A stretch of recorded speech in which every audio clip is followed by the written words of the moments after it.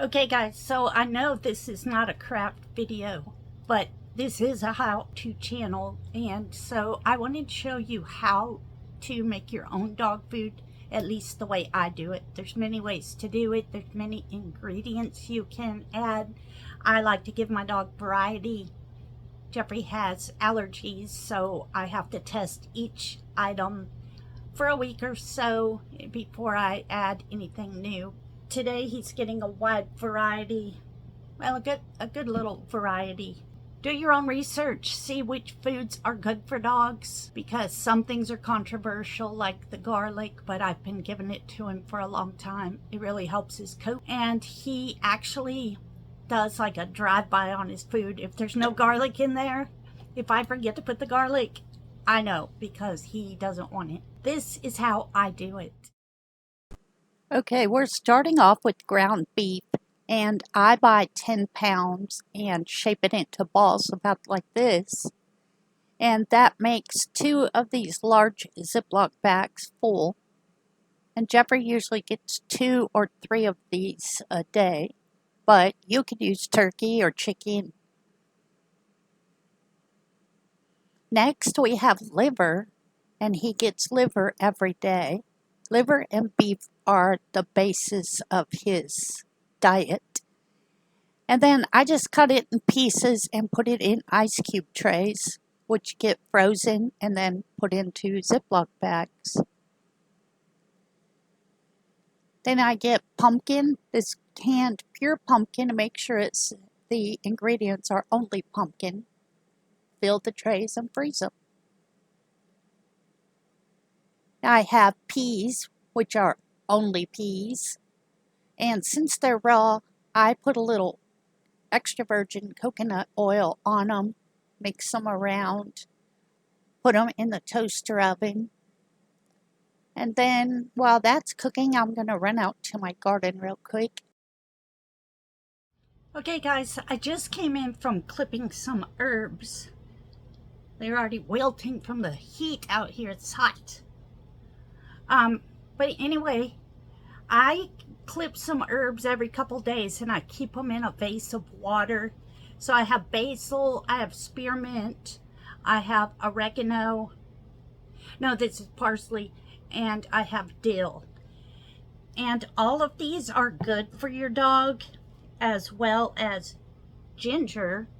I grow ginger, and then I'm been slicing it and dehydrating it, and you don't need a dehydrator. I dehydrate mine on low and slow in the toaster oven. So I usually put a piece or 2 of this ginger in the cat and dog water. And then I also put cucumber. It's got all the same herbs in it: spearmint, cucumber, dill, and basil. And so I drink distilled water, but I salt my water to get back my minerals. I also salt the cat and dog water because they drink the same water that I drink. So I fill their bowl from my cold water. So I know everyone's trying to get healthy right now. It's a big surge in health. But while you're getting healthy, don't forget about your pets. Now let's get back to Jeffrey and his dog food. Let's see how he likes it. Now the peas are done and ready for the freezer. So you can do the same as you did with the peas with sweet potatoes. Just chop them up, leave the peelings on, mix them with some coconut oil, and pop them in the toaster oven. You could even do them in the crock pot. And this is what he's getting today: beef, pumpkin, liver, peas. And I'm going to put some fresh garlic on it. Now do your research on this. They are allowed to have it, but you need to wait 10 to 15 minutes before you let them have it. So I thaw out all of this in the morning, take all the little cubes out. I put the garlic and the other additives, and then I set it in the fridge until the evening when he's ready to eat. I'm going to put just a little bit of pumpkin seed. Sometimes I use flaxseed or sunflower seeds. All of these are good for them. And then I have Redmond salt, which is good for you and for your dog. And today he's getting a little bit of basil, but I vary that by the day. These are the pumpkin seeds that I get, and then I grind them in my blender. And this is the Redmond salt. Now, before I give Jeffrey his food, I mash everything up together because he likes to pick out things like leave all the peas. He's not real big fan of peas. So I mush it all together. But I wanted to tell you, while I'm doing that, you can change any of these ingredients. Just do a little research online. You'll be surprised all of the foods that dogs can have. And they can have a lot of different herbs, which are really good for them as well as for yourself.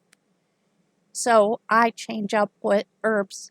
For Jeffrey, since he has allergies, the meat thing is chicken and pork is not good for him. So he always has the beef, but then I change up the other things. And today I have some blueberries thawed out for myself, so he's going to get some added blueberries and a raw egg added to this. And he likes it. So now he's ready for a run. So that's it for today, and I will see you on the next one. Bye.